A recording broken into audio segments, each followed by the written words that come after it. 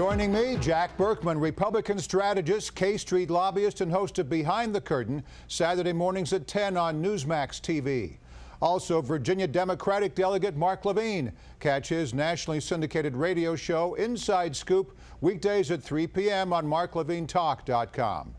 This week, ISIS claimed responsibility for terror attacks in Brussels. The bombings killed more than 30 people and injured nearly 300 others. President Obama and other world leaders pledged their unwavering support for the Belgian people. But on the campaign trail, Republican presidential hopeful Ted Cruz seemed to suggest surveillance of Muslim neighborhoods was the answer. Obama responded like this.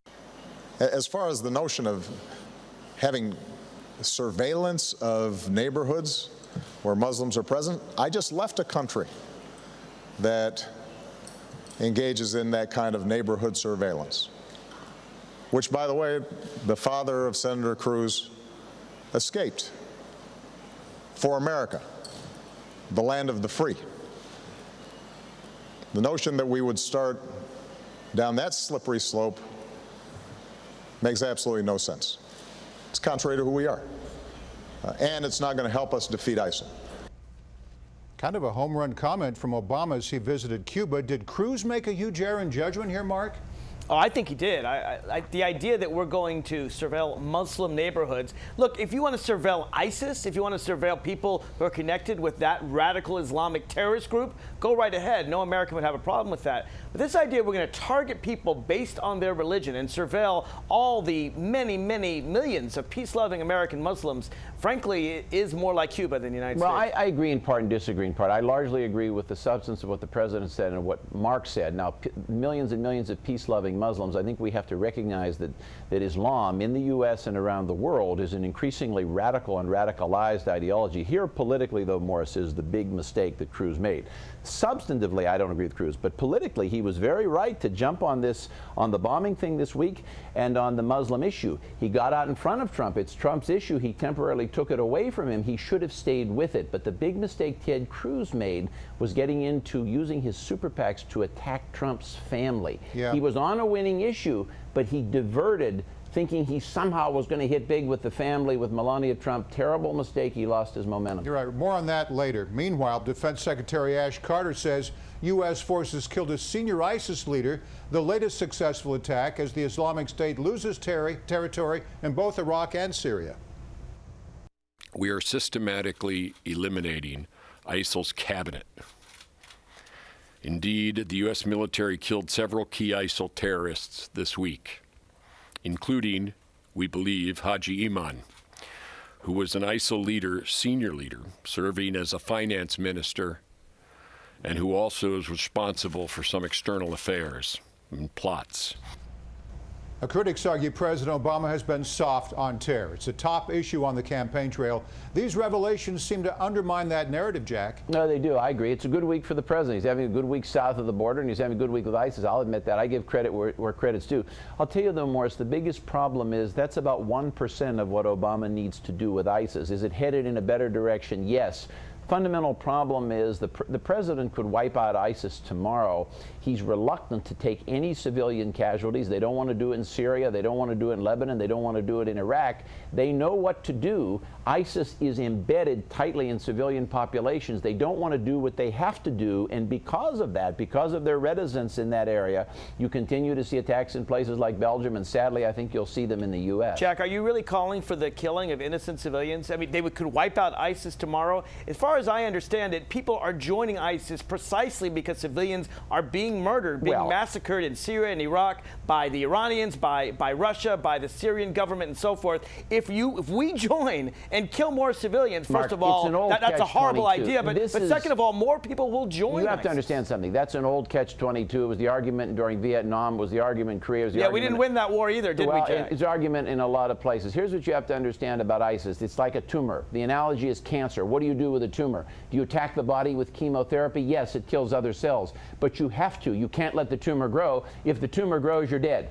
So you have to take a chance. Let's step away from Belgium and ISIS and focus on the primary campaign here. 3 states voted this week, including Arizona. Hillary Clinton and Donald Trump posted big wins there.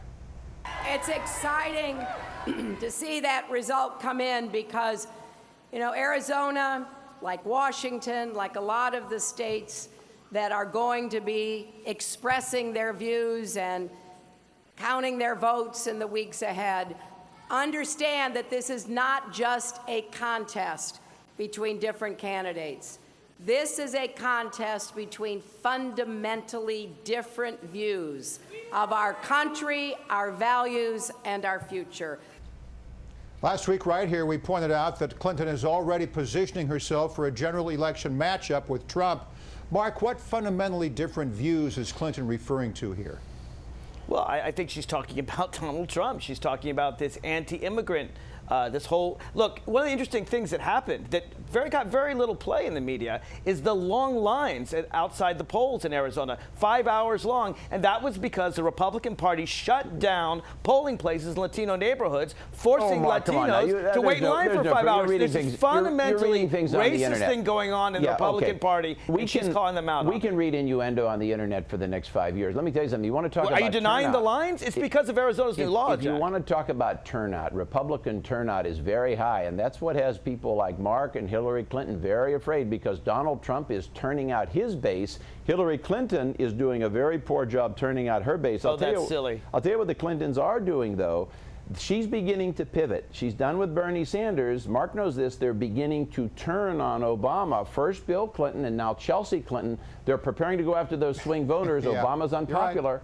They turn on him. You're way ahead of me, because we're going to get to that too, Jack. But the Democratic Party is not alone. A lot of Republicans are concerned about Trump's impact on their brand. For example, this week's exchange with Senator Ted Cruz.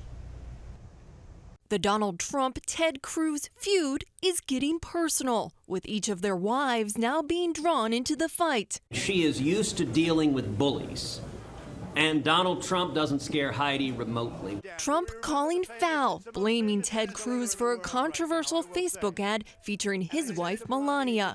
The GOP frontrunner tweeting, quote, "Lion Ted Cruz just used a picture of Melania from a GQ shoot in his ad," adding this warning, quote, "Be careful, Lion Ted, or I will spill the beans on your wife." The ad uses one of Melania Trump's old modeling photos from GQ magazine, showing her laying across a fur blanket on Trump's jet, wearing nothing but heels and jewelry. Superimposed over the photo, the text, quote, "Meet Melania Trump, your next first lady, or you can support Ted Cruz on Tuesday." The ad was aimed at Mormon voters in Utah ahead of Tuesday's caucuses and produced by an anti-Trump super PAC called Make America Awesome. People may want to see her as First Lady. Imagine what the Christmas card would look like. Now, Cruz claims he had nothing to do with that ad. He won all of Utah's 40 delegates. More so-called dirty tricks, or all's fair in love and politics, Jack? Well, full disclosure, as you know, I'm a Trump supporter, but I think in fairness, just looking at it objectively, Morris, I think Cruz, like I said, he got off the track. He should have stayed with the Muslim attacks. When a candidate has a beautiful wife like that, the last thing you want to do is call attention to it, because as you suggest, I think Americans of all kinds, particularly Republican base voters, will just like it. And I think Cruz simply got off the track. He was on a great track. He had preempted Trump on the Muslim issue this week. Now look at that, though. Imagine that on the White House Christmas card. People might like that. Well, she's a model. She's a model. She's a model. What more can you say? The country knows she's a model. Let me ask you, Mark, it's yet another piece of ammunition for voters who consider Trump to be sexist. They're both Republicans sexist. worry it will help Clinton with the female vote. Are they right about that? They are. They're both sexist. Trump and Cruz. I mean, did you see both of those tweets? You have Donald Trump showing an unflattering picture of Ted Cruz's wife and a flattering picture of his wife. You got Ted Cruz showing Donald Trump's wife. This tells you what the Republican Party is all about. It's all about hating Muslims, hating women. Oh my God! We're about to elect a woman as president of the United States, and this is a woman who has dignity. Okay, riddle me and that's what the Republican Party lacks. Why is it dignity. Riddle me this. Why is it that you and NBC News both think that showing a picture of a beautiful woman translates into hatred of women and anti-feminism? Can you explain that? Is there a philosophy behind that? Yes. What they're doing is they're showing an image as if that's all a woman is. If that's all there is her beauty. And Trump seems to agree with that. Trump seems to agree. He tweets out and says, "Oh, my wife's prettier than your wife." I mean, he might as well talk about the size of his hands. This is juvenile, and the American people aren't going to go for it. All right, before we go, I'd like to hit one more topic. At a campaign rally for his wife in Spokane, Washington, former President Bill Clinton told the crowd, quote, "We need to put the awful legacy of the past 8 years behind us." An aide-said bill was referring to the Republican-led Congress, but Republicans call it a slam on President Obama. Who's right here, Jack? Oh, they want to paint, they want to slyly paint Bill Clinton as though he's getting senile. He's not senile at all, and neither is Chelsea Clinton. Both of them this week launching big attacks on Barack Obama. The reason? Obama's unpopular. Swing voters don't like him. Swing voters don't like health care. They're starting to attack Obama more. They're going to attack health care. Hillary Clinton has begun her pivot. She's done with Bernie Sanders. She's effectively done with the Democratic Party. She may never need them again. Now she's going to focus on, she'll focus on swing voters. Jack, she's racing to the center. Mark, what about Bill Clinton saying these awful past 8 years? Well, they have been awful. I mean, you have Republicans for the first time in all of American history taking a Supreme Court nominee and saying we won't consider you. Oh my God. That's never happened in 240 years. They basically they should just burn the Constitution because they don't follow it. They don't agree with it. They've shut down the government, what, twice, 3 times? I've lost count. Obama did. They did. Let's make an early prediction. This is what Bill Clinton's complaining about. Jack, as much as you like Donald Trump, you think he's going to get the nomination. Mark, we know where you're coming from on the Democratic side.